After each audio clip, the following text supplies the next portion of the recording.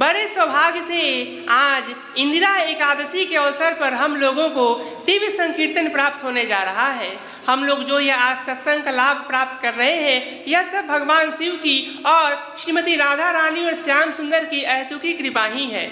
आज के दिन विशेषकर आश्विन मास के कृष्ण पक्ष में जो एकादशी प्राप्त होती है, यह पितृपक्ष में आती है। यह एकमात्र ऐसी एकादशी है जो पितृपक्ष में आती है और इसका महात्म जानकर तो आप हैरान रह जाएंगे। जानते हैं, इस एकादशी के दिन किए हुए दान, पुण्य, व्रत, तीर्थ जो कुछ भी लाभ है वे पितरों को भी प्राप्त होते हैं। यदि आप एकादशी महात्म की कथा आपने स्वयं पद्म पुराण में पढ़ा होगा या श्रवण किया होगा तो उसमें ऐसा प्राप्त होता है कि राजा इंद्रसेन जो स्वयं नारद जी ने उनको आकर बताया कि मैंने आपके पिताजी को यमपुरी में देखा है, अर्थात उनके पिताजी यमपुरी में थे जहाँ नारद जी ने उन्हें देखा और उन्होंने प्रेरणा की कि जाकर मेरे पुत्र को कहिएगा कि मैं कल्याण को कैसे प्राप्त करूँगा।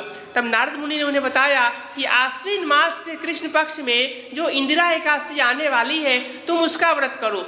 जब तुम इसका व्रत करोगे तब इसका पुण्य तुम संकल्प कर देना अपने पिताजी के लिए, जिससे तुम्हारे पिताजी का भी कल्याण हो जाएगा। इसलिए कहा जाता है कि आज के दिन विशेष रूप से व्रत करना चाहिए और पूरे चातुर्मास में जो भी कृष्ण पक्ष की एकादशियाँ आती हैं उन सभी में व्रत करना चाहिए।